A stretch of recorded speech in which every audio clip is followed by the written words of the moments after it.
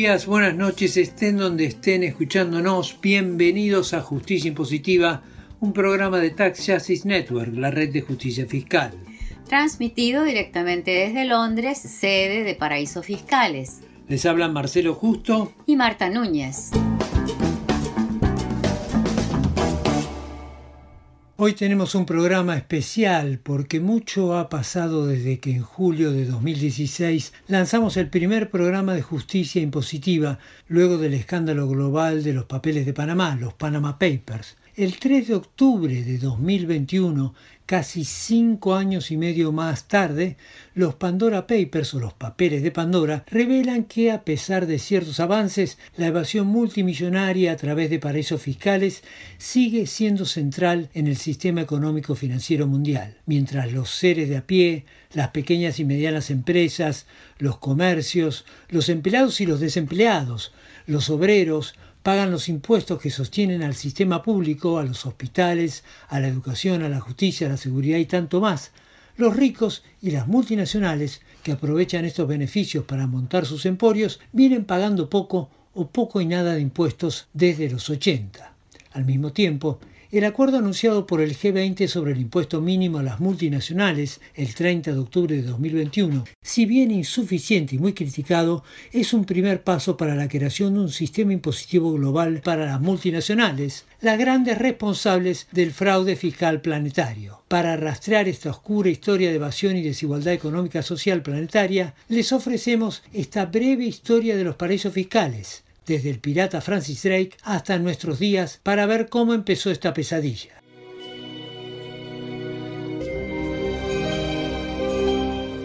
Un cálculo conservador es que hay entre 50 y 70 paraísos fiscales en todo el mundo y que manejan unos 24 billones de dólares, es decir, más de lo que produce Estados Unidos en un año. Más de la mitad del comercio mundial pasa por paraísos fiscales. También los bancos son grandes usuarios de los paraísos fiscales, como se vio en la gran crisis económica de 2008. Y la pregunta es, ¿cómo comenzó esta gran red de la corrupción financiera que ahoga la inversión social en salud, en educación, en seguridad y en infraestructura? El primer paraíso fiscal fue un territorio de ultramar británico, las Islas Caimán.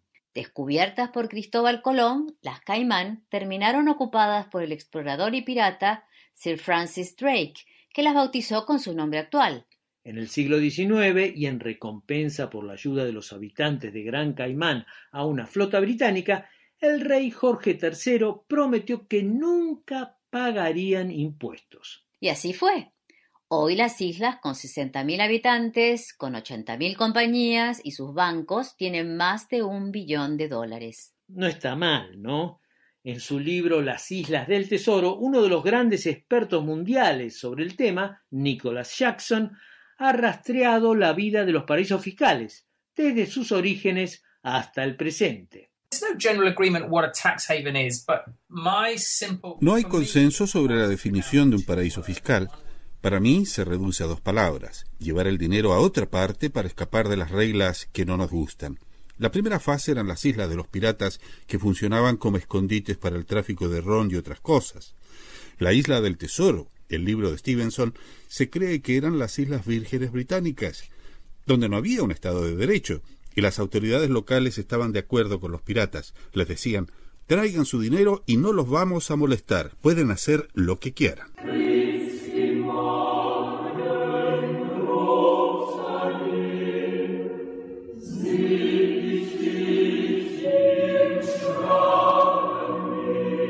El himno nacional suizo, que es lo que están escuchando, habla de los nevados Alpes que se enrojecen y de otras bellezas de ese país, de espectaculares montañas y maravillosos lagos. No cabe duda que es un país realmente muy hermoso, pero en nuestra breve historia de los paraísos fiscales vamos a hablar de un aspecto mucho menos encantador y, para ser franco, bastante más siniestro de Suiza. Uno, la verdad, que podría decir que mucho no cambiaron las cosas y que en todo caso los paraísos fiscales que usaba el pirata Francis Drake eran más rudimentarios, pero casi diría más honestos, porque no necesitaban toda esta legión de abogados y contadores para simular que todo lo que hacen es legal. En su libro Las Islas del Tesoro, Nicholas Jackson señala que Suiza es un capítulo esencial en esta historia de los paraísos fiscales, porque casi se podría decir que los suizos inventan el secreto bancario. Escuchemos lo que dijo a Justicia Impositiva Nicholas Jackson. Switzerland kind of invented secret banking. I mean, it's always been possible for people to take their money for hundreds of years. Suiza inventó de alguna manera el secreto bancario. Durante siglos fue posible sacar el dinero de un país, es decir, el concepto de offshore siempre ha estado, pero los bancos suizos fueron los que comenzaron con el negocio de recibir mucho dinero del extranjero y de prometer explícitamente el secreto bancario. La neutralidad fue muy importante en esto porque cada vez que había guerra en Europa, recibían el dinero de las élites de los distintos países que temían la inestabilidad y los impuestos que tendrían que pagar para financiar la guerra, y al mismo tiempo querían seguir haciendo negocios con los mismos países con los que estaban en guerra. A estas élites, Suiza les ofrecía el más estricto secreto bancario. En su forma moderna, este secreto bancario se consolidó en los siglos XIX y XX, con el crecimiento de los grandes imperios. El siglo XIX fue la era de los grandes imperios europeos. El máximo poder planetario era Gran Bretaña, que competía con Francia, competía con Bélgica y también competía con Alemania, que empezaba en esos momentos a constituirse como nación. Suiza tenía un gran problema. Suiza no tenía acceso al mar, que era un límite realmente demasiado grande para convertirse o para intentar convertirse en una potencia militar y comercial como Gran Bretaña o como Francia o como Alemania. La alternativa de los suizos fue consolidar su poder financiero. Este poder financiero floreció en la Primera Guerra Mundial, que, como toda guerra, trajo muchos problemas de financiamiento a los estados que tuvieron que aumentar los impuestos. Suiza se convirtió en uno de los destinos favoritos de los evasores de impuestos de las naciones europeas en ese momento. El secreto bancario favorecía la evasión, pero bueno, no hay secreto que dure 100 años, y en 1932 estalló el escándalo. Una investigación del Parlamento francés descubrió que sacerdotes, militares y empresarios tenían su dinero en unos 5 bancos suizos para no tener que pagar impuestos. Cuando Francia le fue a pedir información a Suiza, los suizos usaron el mecanismo favorito de los paraísos fiscales, es decir, negaron esa información en nombre del secreto bancario. Suiza tenía la tradición de secreto bancario, pero, aclarémoslo, Marta, no tenía una ley. Con el escándalo en el Parlamento francés, los suizos se apuraron a aprobar una ley que entró en vigencia en 1934. La historia que cuentan los suizos sobre el origen de esta ley, que protege el secreto bancario, es por supuesto muy diferente. Según Suiza, esta ley fue para proteger el dinero de los perseguidos judíos alemanes que huían del nazismo. Cuando le preguntamos al autor de Las Islas del Tesoro, esta fue su respuesta. That's a myth. It's been traced back by academics to a publication from a Swiss bank that... Es un mito que comenzó con una publicación del banco suizo que fue el precursor del actual Credit Suisse. La realidad es que la ley del secreto bancario comenzó a gestarse antes de que los nazis tomaran el poder. El escándalo parlamentario en Francia fue fundamental para esta ley. Cuando vino la guerra, los suizos hicieron lo de siempre. Tomaron dinero de todos los contendientes, de judíos, de los nazis, de otros países en la guerra. Pero lo que es más terrible de este mito es que cuando los herederos de las víctimas del Holocausto reclamaron el dinero depositado, los bancos hicieron lo imposible para no pagar nada. La historia real es espantosa.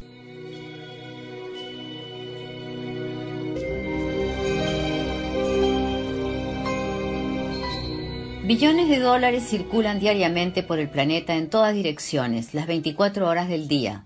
No se necesitan permisos, autorizaciones, ni siquiera encuentros entre las partes para que el dinero vaya de una punta del planeta a la otra. Basta la pantalla de una computadora para que empiece a dar vuelta por todo el mundo la ruleta del dinero. Cuando Tokio duerme, Londres está despierta. Cuando duerme Europa, está en pleno frenesí Estados Unidos y América Latina. Es una máquina que nunca para. Pero no siempre fue así. El orden global, que surgió después de la Segunda Guerra Mundial, se basaba en un estricto control de capitales tanto en el mundo desarrollado como en el mundo en desarrollo. En el Reino Unido, por ejemplo, si uno quería viajar tenía un límite de dinero para llevar al extranjero. Había que llenar formularios, explicar el retiro de moneda extranjera y aceptar que había un tope. También las compañías tenían que pedir autorización para obtener moneda extranjera y tenían que demostrar el uso que pensaban darle a la moneda, es decir, qué iban a pagar con ese dinero que cambiaban en el Banco Central, y ese dinero solo podía pagar operaciones comerciales, no operaciones especulativas. El Reino Unido en esto no era una excepción. Eso sucedía en todo el mundo, este tipo de regulaciones fuertes del capital, y era parte de los acuerdos de Bretton Woods de la posguerra, que buscaban crear un nuevo funcionamiento para el sistema capitalista, que en ese entonces salía de la Segunda Guerra Mundial para meterse en la Guerra Fría. El Fondo Monetario Internacional y lo que luego sería el Banco Mundial eran dos de los pilares del Bretton Woods. Hoy son símbolo de la globalización. Pero en su origen, en el papel al menos, eran otra cosa. Eran un intento de estabilizar el sistema financiero y económico internacional, que todavía estaba sacudido por el crack del 29 y la recesión de los años 30. Dos eventos que contribuyeron al triunfo del nazismo y a la Segunda Guerra Mundial. La idea original era lograr un sistema internacional equilibrado, que no volviera a sufrir corridas cambiarias, desempleo masivo, derrumbes bursátiles. En el acuerdo de Bretton Woods se favorecía, por un lado, una lenta liberalización del comercio mundial y al mismo tiempo un estricto control de capitales. Pero la presión de los intereses creados de los bancos y sectores muy influyentes consiguió diluir los acuerdos de Bretton Woods y crear los agujeros legales necesarios para erosionar este control de capitales. Nicholas Jackson, autor de Las Islas del Tesoro, explicó a Justicia Impositiva cómo fue el proceso. Now, the bankers, of course, didn't like this because they wanted money to flow freely across borders. A los banqueros este sistema no les gustaba porque querían que el dinero fluyera libremente para poder hacer más ganancias. Es la lógica del mundo financiero. Y los bancos de Londres fueron los primeros en hacer algo. En aquella época era muy difícil tener acceso a divisas. Había que obtener una autorización y tenía que demostrarse que era necesaria para realizar un intercambio comercial. Pero en 1956 un par de bancos empezaron a realizar operaciones financieras que no estaban vinculadas al comercio. El Banco de Inglaterra hizo la vista gorda para ver qué pasaba. Estas actividades crecieron explosivamente y tentaron a los bancos estadounidenses. Así se terminó creando un mercado paralelo llamado el eurodólar. Allí comenzó la actual globalización financiera montada sobre la actividad offshore de Londres. This offshore market in London. El Reino Unido venía de perder el imperio mundial. La Segunda Guerra Mundial había dejado a Estados Unidos como el gran imperio y a Gran Bretaña con una deuda inmensa. Este mercado del eurodólar les permitió rescatar algo del viejo imperio colonial y crear un imperio financiero. ¿Qué era el mercado del eurodólar? Con el fin del Imperio Británico, el dólar fue reemplazando a la libra esterlina como moneda internacional. Esto incrementó la cantidad de dólares que había en bancos fuera de los Estados Unidos, que no tenían que seguir las estrictas reglas de la Reserva Federal estadounidense y que eran necesarios para conducir todo el comercio internacional que se saldaba precisamente en dólares. En el centro de esta movida estaba un banco británico, el Midlands, que hoy es el HSBC, y que pagaba una tasa de interés superior a la que se pagaba en Estados Unidos, contraviniendo las regulaciones existentes. El control del flujo de capitales estaba goteando. La única manera de arreglarlo era una intervención del regulador. Pero como comentaba Nicholas Jackson, el Banco de Inglaterra hizo la vista gorda porque había muchos intereses creados y porque en el interior mismo del banco una aristocracia financiera le había declarado una guerra silenciosa a estas restricciones financieras. Con este mecanismo básico, Londres comenzó a traer dólares del comercio mundial. El comercio global estaba floreciendo después de la Segunda Guerra Mundial de la mano de los grandes avances de la producción industrial. Y no era una cuestión del mundo capitalista desarrollado únicamente.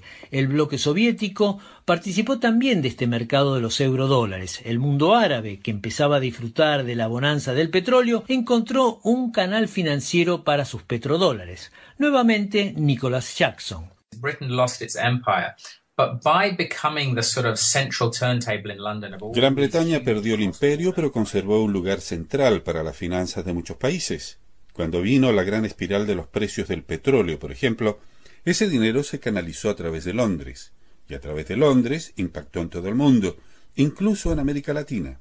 De manera que no es exagerado decir que Gran Bretaña perdió un imperio, pero ganó otro de orden financiero. Los soldados se fueron, los administradores del imperio también, pero el dinero seguía estando allá.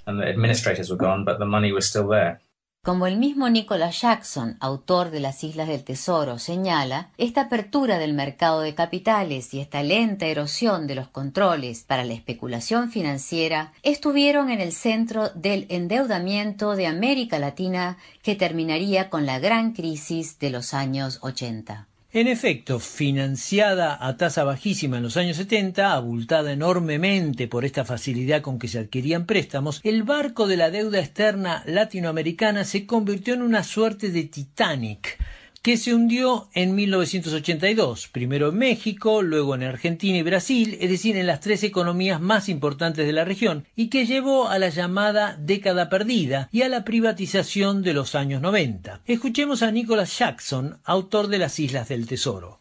Los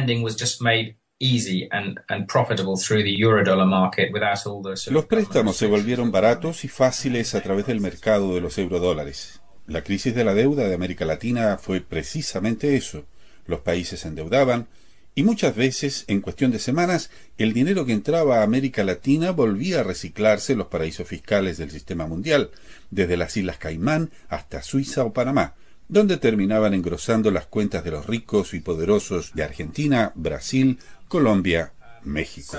Rich and powerful people in Argentina, in Colombia, in Brazil, Mexico. Nicholas Jackson, autor de Las Islas del Tesoro.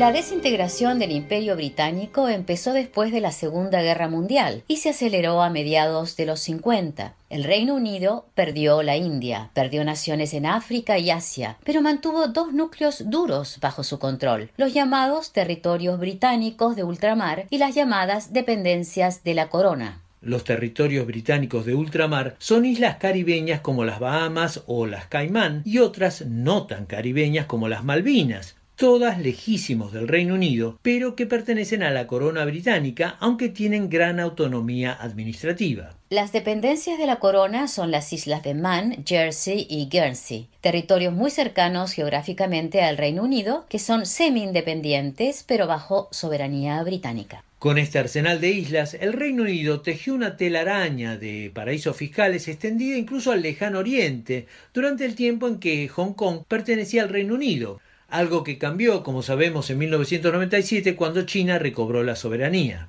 Las islas del Caribe estaban estratégicamente ubicadas para aprovechar el mercado americano desde Alaska hasta Tierra del Fuego. Las islas vecinas a Inglaterra eran ideales para el mercado europeo y Hong Kong para el asiático. Veamos lo que señaló a Justicia Impositiva Nicholas Jackson, autor de Las Islas del Tesoro.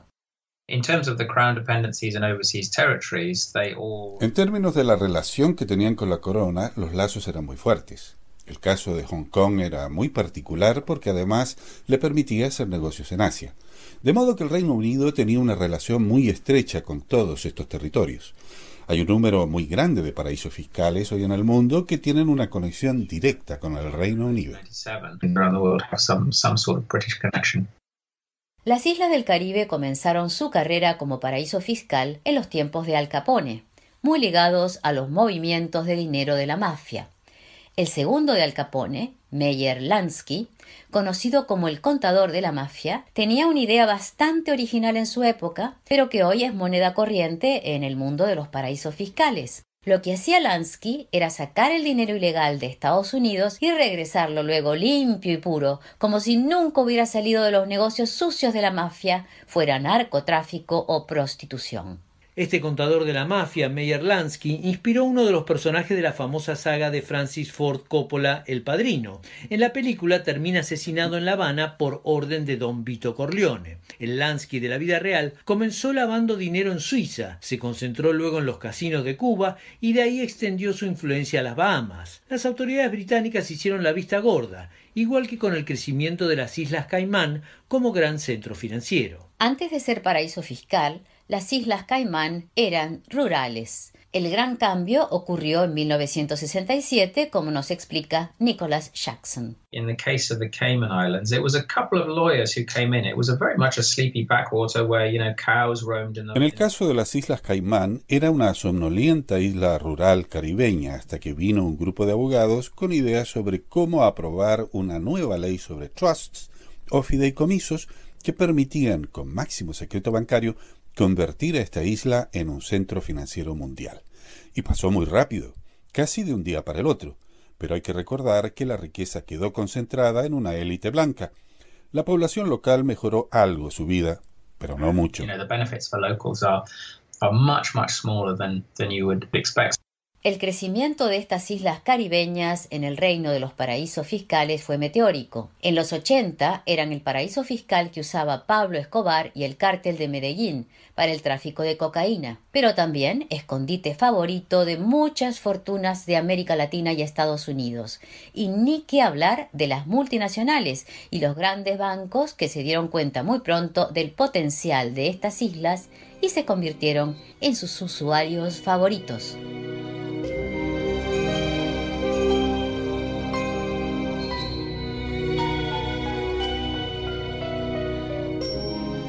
Mientras tanto, mucho más cerca de la costa inglesa, las llamadas dependencias de la corona, las islas de Man, Jersey y Guernsey, seguían un proceso similar. Este proceso produjo tensiones, porque las autoridades impositivas y algunos sectores políticos británicos veían con preocupación la creciente evasión fiscal que había a causa del crecimiento de estos paraísos fiscales a menos de 170 kilómetros del Reino Unido, es decir, muy cerquita. El triunfo político del thatcherismo y de Ronald Reagan en Estados Unidos en los 80 facilitaron la victoria del sector financiero. Nuevamente, Nicholas Jackson. Particularly since the Thatcher-Reagan eras, you've had financial deregulation around the globe, particularly in, the US. En particular, desde la era de Reagan y Margaret Thatcher, con la liberalización financiera, el mundo offshore de los paraísos fiscales floreció.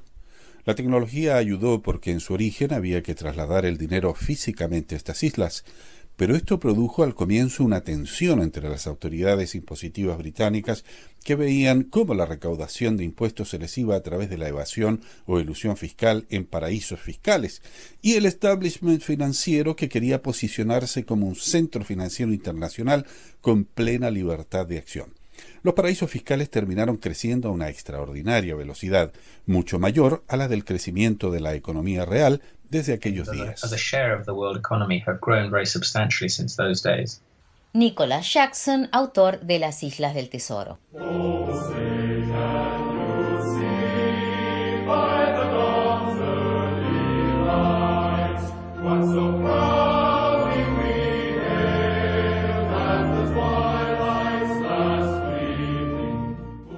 Estados Unidos, la primera potencia global desde el fin de la Segunda Guerra Mundial, fue el último en sumarse a este universo de los paraísos fiscales. El crack financiero de 1929 había marcado a fuego a la sociedad estadounidense. En medio de la depresión de los años 30, el presidente Franklin Roosevelt puso en marcha el famoso New Deal, que terminaba con el modelo capitalista clásico, laissez-faire, y convertía al Estado en un importante actor social y económico. Entre otras cosas, este New Deal reguló estrictamente al sistema financiero, separando lo que era el ahorro que la población y las empresas depositaban en los bancos y el dinero que se usaba para la especulación financiera. Durante décadas, esta separación entre la banca especulativa y la comercial fue un muro infranqueable. La primera puerta se abrió en los años 50 cuando el dólar desplazó a la libra como moneda internacional y se creó en el Reino Unido el mercado de los eurodólares. Este mercado operaba por fuera de las regulaciones internacionales, aprovechando que el dólar era la moneda que necesitaban todos los países y las empresas para el comercio.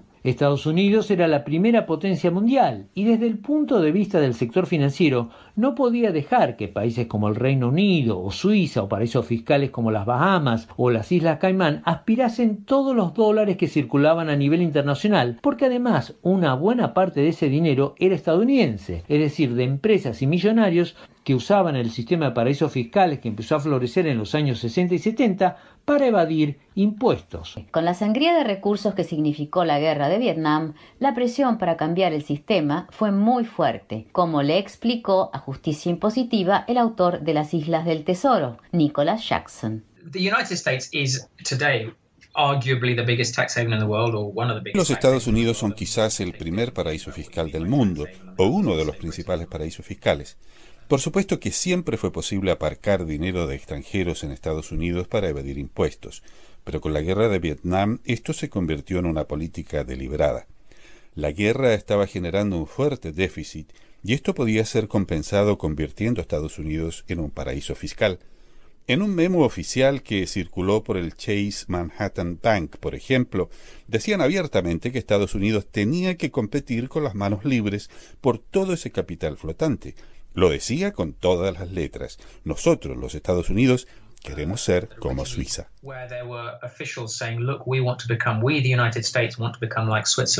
Este proceso fue más que exitoso. En los 80 se calculaba que un 40%, es decir, casi la mitad de los depósitos en Miami tenía su origen en el extranjero, sobre todo en América Latina. La liberalización financiera avanzó a toda velocidad con Ronald Reagan en los 80, con Bill Clinton en los 90 y con George Bush en este siglo.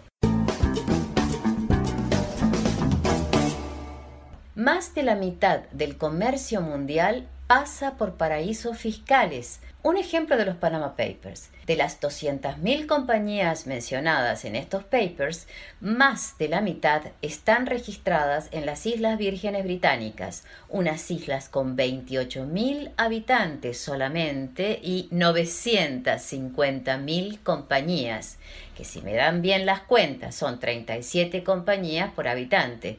¿Cómo es posible que se dé tanto espíritu emprendedor en las Islas Vírgenes Británicas? Esta maquinaria de empresas fantasmas, de evasión fiscal, de desfinanciamiento de la inversión estatal en educación, salud e infraestructura, se expandió en los años 60 de la mano del Reino Unido y se universalizó en los 70 con la plena incorporación de Estados Unidos a su mecánica. Pero solo con el estallido financiero del 2008 el mundo comenzó a comprender lo que estaba pasando.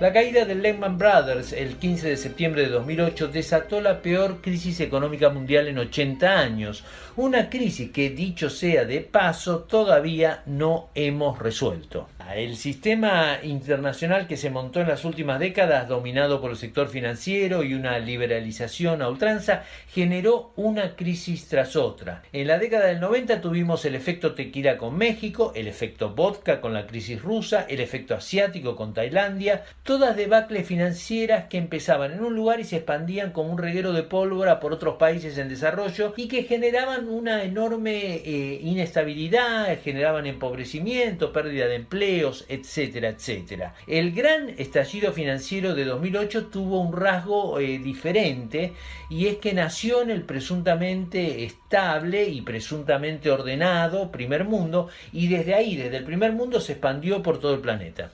En aquel 2008, en medio de un pánico generalizado de quiebras en cadena y catastróficas caídas de las bolsas, los gobiernos salieron al rescate de los principales bancos mundiales. Según confesaría años después el entonces ministro de Finanzas británico Alistair Darling, la crisis de liquidez fue tal que el mundo estuvo a punto de que no quedara dinero en los cajeros automáticos. Y bueno, la pregunta es bastante obvia, es decir, ¿cómo sucedió esta crisis descomunal sin que prácticamente ningún político, banquero, académico, periodista, regulador y financista del mundo se dieran cuenta? Una de las explicaciones de esta crisis descomunal que nadie vio venir es la existencia de estas jurisdicciones de secreto bancario donde se desarrollaban operaciones financieras financieras dudosas que nadie podía controlar. La impenetrable opacidad de estos centros financieros offshore permitió que creciera como un cáncer una ruleta especulativa de inversiones canalizadas por oscurísimas compañías registradas en paraísos fiscales. En abril de 2009, los países del G20, que concentran más del 80% de la riqueza mundial, se reunieron en Londres para acordar un paquete de medidas para lidiar con la crisis. Al finalizar el encuentro, el anfitrión, el entonces primer ministro británico Gordon Brown, anunció el fin de los paraísos fiscales y el secreto bancario. La realidad era, por supuesto, infinitamente más compleja, pero la clase política necesitaba entonces demostrar que estaba haciendo algo frente a todo el descalabro económico y social que había producido el sector financiero. Nicholas Jackson, autor de Las Islas del Tesoro, el estudio más exhaustivo sobre la historia de los paraísos fiscales, señaló a Justicia Impositiva que, a pesar de esta débil respuesta de la clase política mundial, el estallido financiero cambió las cosas. Por primera vez en la historia se puso un freno a la actividad de los paraísos fiscales. La sociedad civil creó una nueva narrativa sobre los paraísos fiscales. Antes nadie hablaba del tema, salvo para decir que eran una especie de exótico lugar que concernía a celebridades y mafiosos. La nueva narrativa dejó en claro que eran algo mucho más importante y destructivo de lo que se pensaba. La crisis también creó una nueva dinámica política porque los gobiernos necesitaban financiamiento. La evasión fiscal se volvió importante. Y al mismo tiempo había una nueva furia en el mundo ante la desigualdad, ante élites que no rendían cuentas frente a nadie, ante la globalización. Como sabemos, esta breve historia de los paraísos fiscales continúa. Habrá más papeles de Panamá y más papeles de Pandora mientras no se ordene el sistema financiero mundial. Los gobiernos enfrentan una disyuntiva, las sociedades también.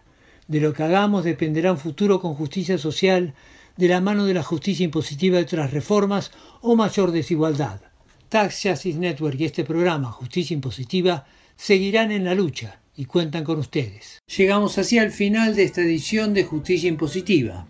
No olviden que pueden seguirnos en Twitter, @J_impositiva.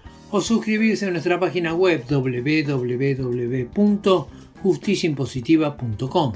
Desde los estudios de Tax Justice Network se despiden Marcelo Justo y Marta Núñez. Hasta la próxima.